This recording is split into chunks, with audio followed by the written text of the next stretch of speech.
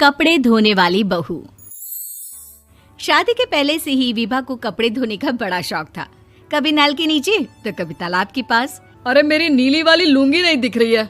विभा की अम्मा, कहाँ रखी है लुंगी? अरे वो तो विभा ने परसों ही धोकर रखी थी आपकी अलमारी में, देखो वहीं होगी। वो ना मैंने आज धो दी, मुझे लगा कि गंदी हो गई होगी। अरे कैसे गंदी हो गई थी? उसे तो मैंने पहना भी नहीं। हे भगवान, इस लड़की के कपड़े धोने की आदत से परेशान हो गया हूँ मैं।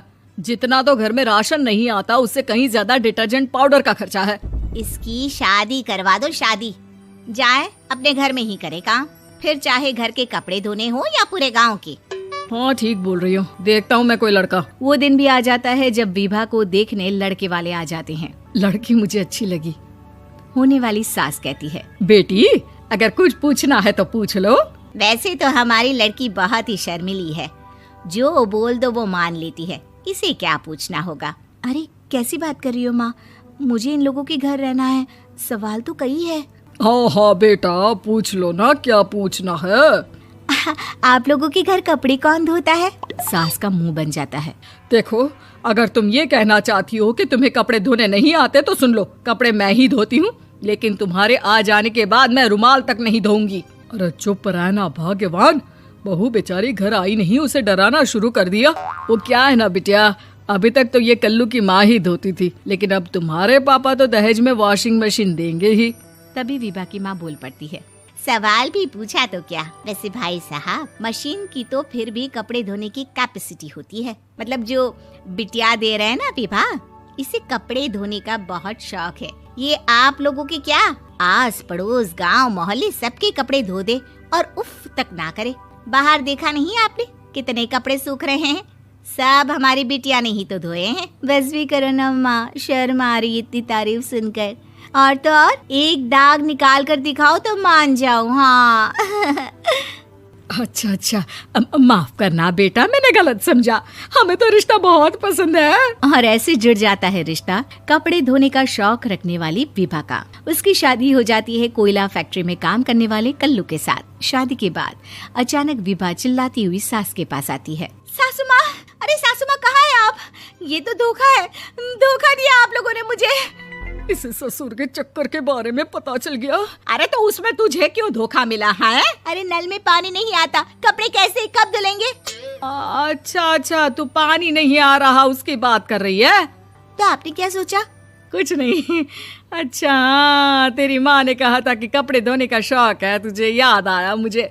शौक बोलकर कपड़े धोने वाले मेरे जुनून को कम ना आके सासू माँ, कपड़ा धोना मेरा गुरूर है। तभी पति भी वहाँ आ जाता है। अभी मैंने इसे सनी देओल की फिल्म दिखाई है, उसी के डायलॉग मार रही है माँ। अच्छा सुन, साफ बता रही हूँ, पानी सुबह 4 से 6 और शाम को 10 से 12 आता है, समझी? विभा टाइमिंग सुनकर हैरान हो जाती है। ये क्या भूतों का मोहल्ला है? सुबह 4 बजे उठकर कौन कपड़े धोता है? 4 बजे टंकी में पानी जाता है, फिर सारा दिन धोना ना, किसने मना किया? अरे कैसी बात कर रही हैं? 200 लीटर की टंकी में कितने कपड़े धो लूंगी मैं? सुबह ही उठ जाऊंगी मैं। अब क्या था, विभा सुबह 4 से लेकर रात के 12 बजे तक कपड़े ही धोती रहती। एक रोज सास पड़ोस से निकलकर कहीं जा रही होती है कि साथ वाली कहती है, हाँ कल्लू की माँ, जरा ये बताओ कि 2 साड़ी है, 2 ब्लाउज और एक पेटीकोट और एक नाड़े वाला लंबा कच्छा। हाँ तो? अरे तो क्या, कितना लोगी धुलाई ये बताओ। धोबन दिख रहे हैं हम क्या? हमारे पति सरकारी नौकरी से अभी रिटायर हुए हैं और बेटा सुपरवाइजर है कोयला फैक्ट्री में। धोबन समझ रखा है हमें। हाय रे कल्लू की अम्मा, माफ कर दो, वो तो मोहल्ले में यही सब बता रहे थे कि तुमने बहू को कपड़ा धुलवाने के काम में लगा दिया है। सास को पड़ोसन की बात सुनकर गुस्सा आ जाता है। वो घर पहुंचती है जहां घर के बाहर ही इतने सारे कपड़े सूख रहे होते हैं जितने कि किसी धोबन के घर पर। अरे ओ कल्लू की दुल्हन, बाहर निकल। माँ जी यहीं आ जाओ, बाथरूम में चादर धो रहे हैं हम। अरे अभी हम धोते हैं, तुमको बाहर निकलो। ये आस पड़ोस वाले बोल रहे हैं कि हम बहू से कपड़े धुलवा कर उसे कपड़ा धोने वाली बना दिए हैं। अरे छोड़ो ना माँ जी, किन लोगों की बातों में आती हो? आस पास के लोगों का तो काम ही होता है कि वो किसी तरह सास बहू को लड़ा दे। बहू सारे घर के कपड़े धोती है, ये क्या कम है? बोलिए। सास को भी लग जाता है कि वो बहू का ये सनकीपन नहीं छुड़वा सकती, इससे अच्छा है कि खुद ही चुप हो जाए। एक रोज सास और बहू मंदिर जाते हैं, जहाँ सास की साड़ी वहाँ खड़ी भीख मांगने वाली से मिलती है। माँ जी क्या बात है, आपकी साड़ी उस भिखारन से कितनी मिल रही है ना? हाँ हाँ देखो तो, दोनों की साड़ी मिल रही है। क्या बात है कल्लू की अम्मा, तुम खुद को तो अफसर की बीवी बताती हो और ऐसी सिंपल सी प्लेन साड़ी पहनकर घूमती हो। सिंपल और प्लेन नहीं है ये साड़ी। तो क्या सोने के धागे से फूल बने हैं? कुछ भी सासू माँ, कुछ भी। हाँ बने थे इस साड़ी में सोने के धागे से फूल। मेरे पति लेकर आए थे मद्रास से स्पेशली मेरे लिए 10,000 की। ताहे भाई साहब इस भिखारन के लिए भी सेम टू सेम साड़ी लेकर आए होंगे 10,000 की। सास उस वक्त तो कुछ नहीं कहती, लेकिन बहू के साथ घर आती है और अलमारी से एल्बम निकाल कर लाती है। ये साड़ी देख रही है, ये वही साड़ी है जिसे मैंने अभी पहना था। इस साड़ी में ये जो चमकदार फूल दिख रहे हैं ना, ये सोने के धागों से काढ़े गए हैं। लेकिन तू लोकल वॉशिंग मशीन ब्रश से घिस घिस कर सारे फूलों को निकाल कर साड़ी प्लेन कर दी।